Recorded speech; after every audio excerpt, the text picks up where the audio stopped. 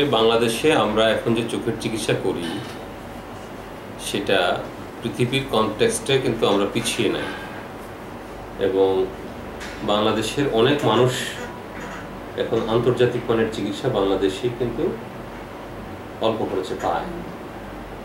তো এই জন্য যে ট্রেনিং দরকার, লজিস্টিক সাপোর্ট দরকার, এগুলো কিন্তু আমাদের দেশে এখন আমাদের আসছে, এবং মানুষের মধ্যে এই সচেতনতা বোধটাও আসছে যে খরচ একটু বেশি হলেও আমার ভালো চিকিৎসা দরকার।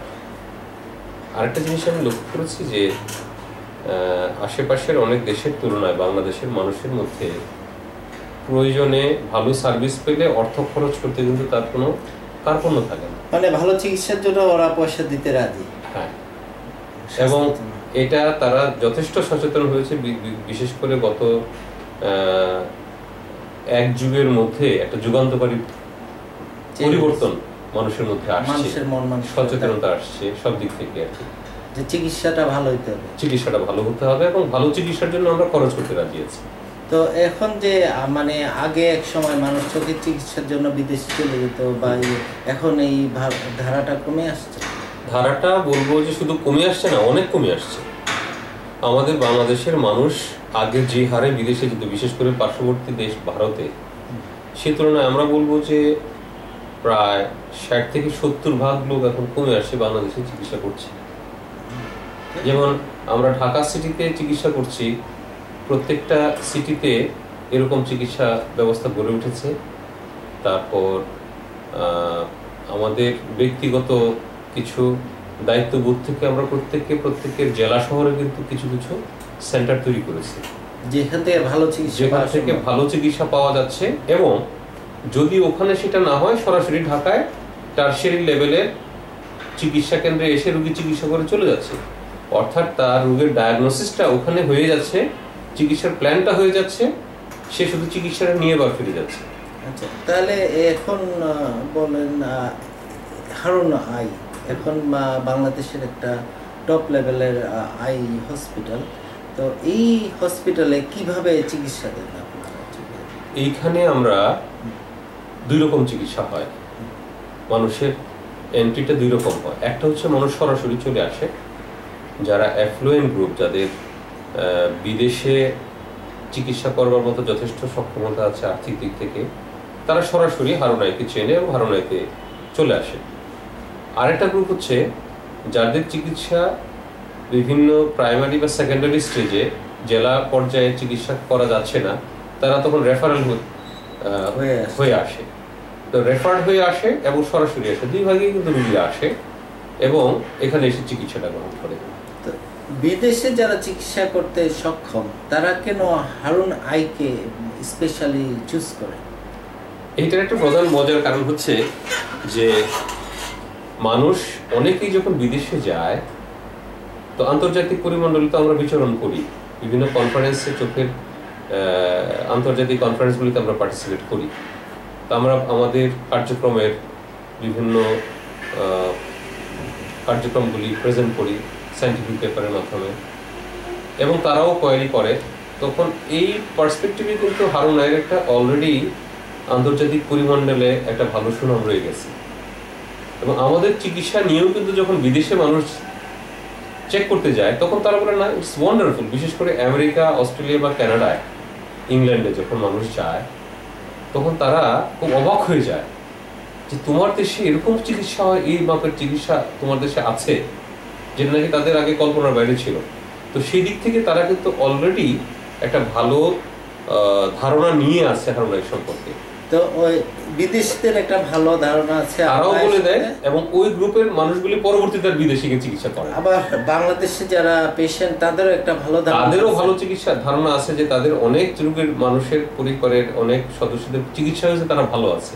আচ্ছা, হারুন আই যে এই যে ভালো ধারণা, মানে উন্নত মানের যেসব চিকিৎসা দিচ্ছে, কি কি জিনিস, কি কি সার্ভিস দিচ্ছে সেই উন্নত মানের, এবং কি কি মানে প্রযুক্তির মাধ্যমে সেই উন্নত চিকিৎসা মানে সমন্বয় বা সেটা দেওয়া সম্ভব হচ্ছে?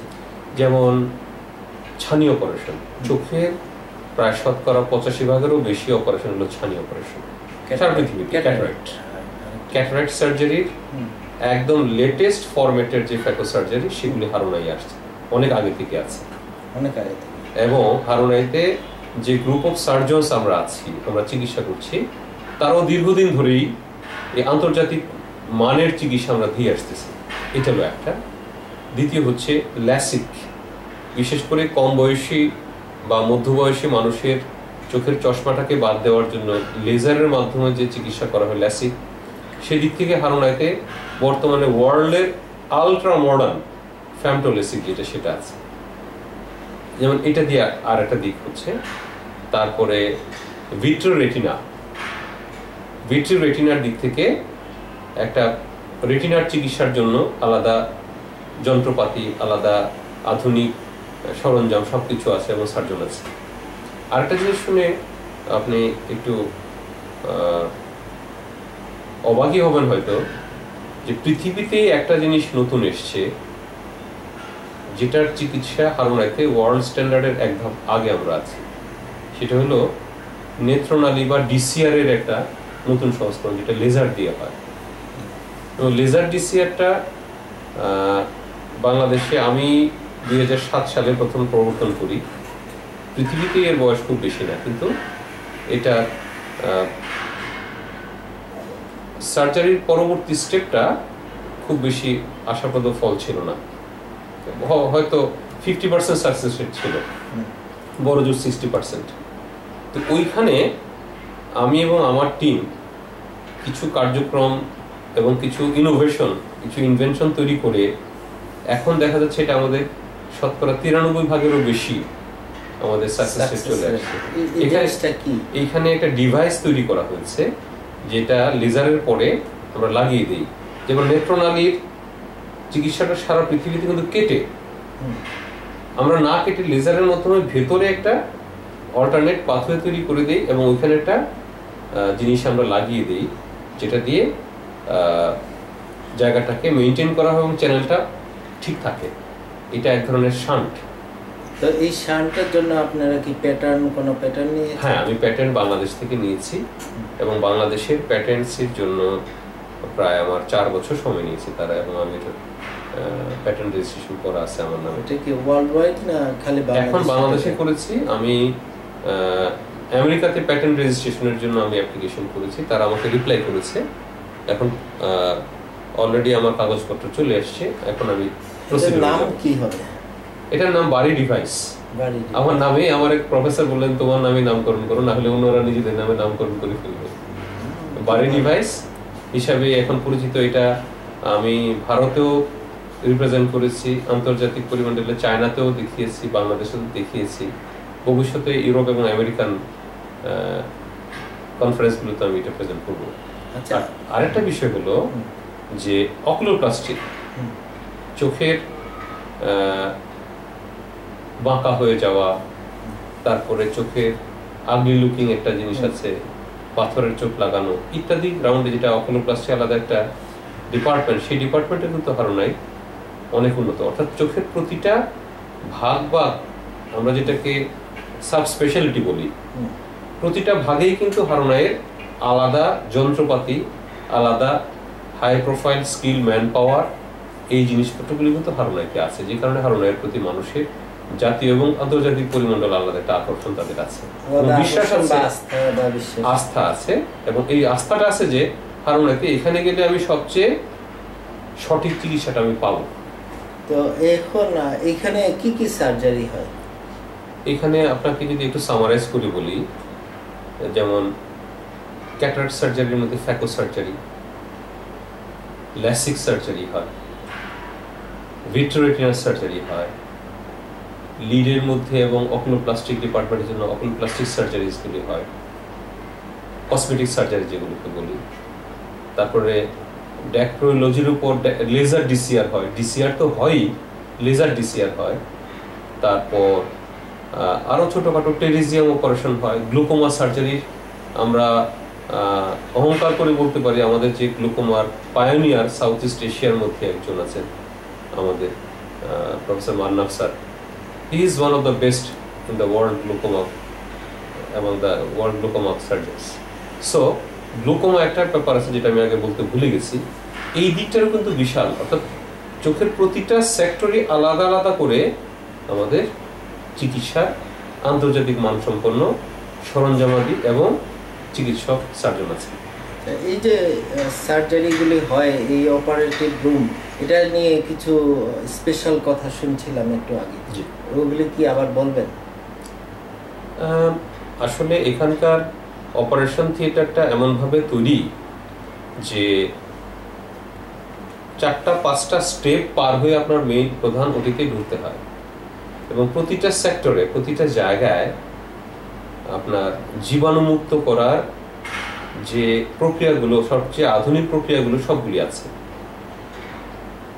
যেমন এয়ার ফিল্টারিং করা, যেটা প্লাজমা ফিল্টার, তারপর আলট্রাভায়োলেট রে দিয়ে যেটা রুমগুলোকে আমরা আমাদের করা হয় যখন আমরা কাজ করি না, আর গতানুগতিক যেটা নাকি ফরমালিন দিয়ে ফিউমিগেশন করা হয় সেটা তো আছেই। অর্থাৎ এর বাইরেও আপনি খেয়াল করবেন, আপনাকে অপারেশন থিয়েটারে যখন নিয়ে গেলাম বাইরের অংশে, দেখেছেন আপনি বাইরে থেকে কিন্তু জুতা খুলে ঢুকলেন, তারপরে চেঞ্জিং রুম, তারপরে আপনার বিভিন্ন দিকে যাওয়া, এবং চেঞ্জিং রুমে যে কাপড় চোপড়গুলো আছে সেগুলো কিন্তু জীবাণুমুক্ত করে ওখানে রাখা আছে। কাজেই প্রধান অপারেশন থিয়েটারের সাথে আপনার বাইরের জীবাণুযুক্ত পরিবেশের কোনো সরাসরি সম্পর্ক থাকবে না, এবং আপনি যাওয়ার সময় আপনাকে বিভিন্নভাবে আপনাকে স্টেরিলাইজেশন প্রক্রিয়ার মধ্য দিয়ে চলে যেতে হচ্ছে। সো আমাদের এখানে বলতে পারেন যে অপারেশন থিয়েটারের জীবাণুমুক্তের দিক থেকে ওয়ার্ল্ডের টপ লেভেলের যে মেইনটেনেন্স সেটা আমরা করে থাকি। সেটা আছে। তাহলে এই হসপিটাল অ্যাকোয়ার্ড ইনফেকশনেরও মনে হয় রেটটা অনেক কম। রেট কম মানে প্রায় শূন্যের কাছাকাছি, দীর্ঘদিন নাই বললেই চলে। হ্যাঁ, খুবই কম, এবং আমরা এটাতে যথেষ্ট স্বাচ্ছন্দ্য বোধ করি, কারণ একটা অপারেশনের পরে একটা ইনফেকশন হওয়া মানে সার্জনের ভয়াবহ বিপর্যয়ের মধ্যে পড়া, সেদিক থেকে আমরা খুব ভালো অবস্থানটা এনজয় করি, এবং আমরা ভালোভাবেই জিনিসগুলিকে চিকিৎসা দিতে পারি। এই তো শুনলাম হারুন আয়ের ওয়ার্ল্ড লেভেল চিকিৎসার কথা। বাংলাদেশে অন্যান্য চিকিৎসা প্রতিষ্ঠানগুলি চক্ষু চিকিৎসায় কিরকম অবদান রাখছে বা কি পর্যায়ে আছে? বাংলাদেশের অন্যান্য প্রতিষ্ঠানগুলো আস্তে আস্তে কিন্তু উন্নতির দিকে অনেকটা এগিয়েছে বলা যেতে পারে। যে ইভেন ছোট বা মাঝারি লেভেলের বা বড় লেভেলের যে হসপিটালগুলো আছে সেগুলো কিন্তু আস্তে আস্তে একটা মডেল যেহেতু তৈরি হয়ে গেছে, এই মডেলকে ফলো করে আমরাও কিন্তু অনেকটাই ট্রেন আপ করি আমাদের একটা স্ট্যান্ডার্ড লেভেলের কাজকর্মগুলোকে প্রচার করার জন্য বা তাদেরকে উদ্বুদ্ধ করার জন্য। এবং প্রত্যেকেই কিন্তু এখন সারা পৃথিবীর বিভিন্ন কনফারেন্সে এবং আন্তর্জাতিক দ্যাট ইজ কনফারেন্সগুলোতে যাচ্ছে, এবং তারাও কিন্তু সমৃদ্ধ হচ্ছে। এবং বাংলাদেশে তো আসলে খুব বেশি বড় না, আমাদের মনে করেন সর্বোচ্চ হয়তো 1000-এর মধ্যে আই স্পেশালিস্ট আছেন। আমরা বছরে 1-2 বার একসাথে হই, প্রত্যেকের কর্মকাণ্ড শেয়ার করি, ইন্টারকানেক্টেড থাকি, এবং এভাবে কিন্তু সব জায়গায় আস্তে আস্তে উন্নতি হচ্ছে। চিকিৎসা ব্যবস্থা অল্প খরচে অনেক এগিয়ে গেছে।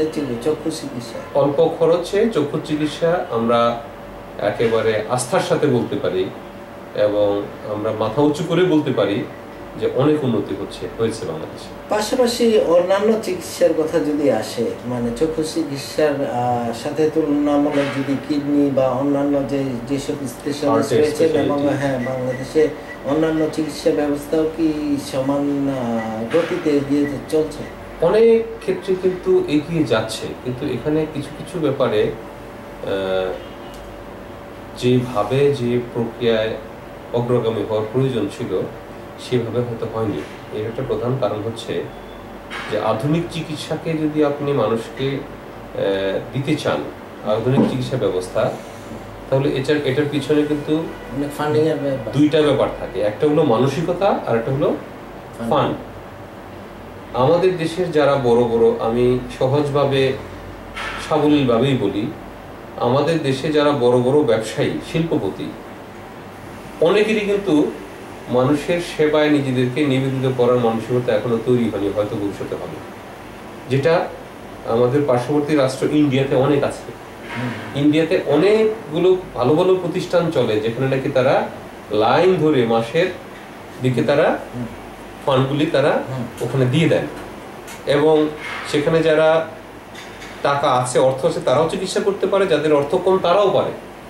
অর্থাৎ এই ব্যবস্থাগুলো কিন্তু আমাদের দেশে ওইভাবে গড়ে ওঠেনি, যে কারণে একটা সময়ের পরে হয়তো হবে, একটু সময় লাগছে।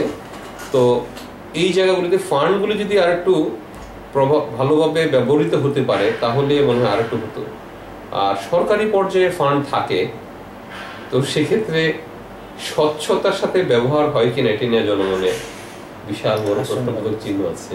হ্যাঁ, কিন্তু ইন্ডিয়ার কথা যেহেতু আসলো, ইন্ডিয়ার অনেক চিকিৎসা প্রতিষ্ঠান যারা চোখের চিকিৎসা করে, তারা দেখলাম বিদেশে একটা অ্যাডভার্টাইজমেন্ট করে বিভিন্নভাবে পয়সার জন্য মানে অ্যাপ্লিকেশন করে মানুষের কাছে যে ওই পয়সাটা নিয়ে 1টি বা 10টি চোখ তারা বাঁচাবে।